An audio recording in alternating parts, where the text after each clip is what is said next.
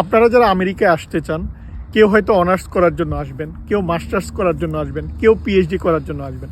So এক একটা ক্যাটাগরির জন্য এক এক ধরনের যোগ্যতার প্রয়োজন। আপনার যে যোগ্যতা আছে সেই যোগ্যতা দিয়ে আপনার ক্ষেত্রে ব্যাপারটা আলাদা। আমি হয়তো কমনলি অনেক কিছুই বলি, কিন্তু যখন স্পেসিফিক ব্যাপারগুলো হয় যে কেউ হয়তো স্কলারশিপে আসবে, কেউ হয়তো নিজ খরচে আসবে, কেউ হয়তো তার মাস্টার্স করার ইচ্ছা কিন্তু ফ্যামিলি সহ আসবে, কি করে ভিসা পাওয়াটা সম্ভব, এই ব্যাপারগুলো কিন্তু আমি আপনাদেরকে পরামর্শ দিয়ে থাকি।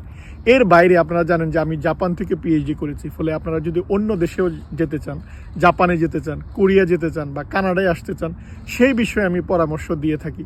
এর বাইরে আপনাদের অনেকের ইচ্ছা যে আপনারা পড়ালেখা করবেন না, এখানে আপনারা স্থায়ী হতে চান, যে এমপ্লয়মেন্ট বেস যে ভিসাগুলো রয়েছে EB2 বা EB3, এই ক্যাটাগরিতে আপনারা আসতে চান, সেই ব্যাপারে আপনার রেজিউমি দেখে বা সিভি দেখে আপনি আসতে পারবেন কি না বা কেমন খরচ হয়, সেই বিষয়ে আমি পরামর্শ প্রদান করে থাকি। ফলে এই যে একটা পরিকল্পনা, আপনি যে আমেরিকা আসবেন, কিভাবে নিজেকে প্রস্তুত করবেন, এই একটা পূর্ব প্রস্তুতি বা আপনার যা যোগ্যতা রয়েছে এই যোগ্যতা দিয়ে আপনি কোন ক্যাটাগরিতে আসতে পারবেন, এই যে একটা যাচাই বাছাই বা এই যে একটা সঠিক পরামর্শ, আমাদের প্রতিটা মানুষের ক্ষেত্রে কিন্তু আলাদা। অর্থাৎ আপনার যে যোগ্যতা আছে, আপনার জন্য কোনটা পারফেক্ট হবে সেটা জানাটা জরুরি।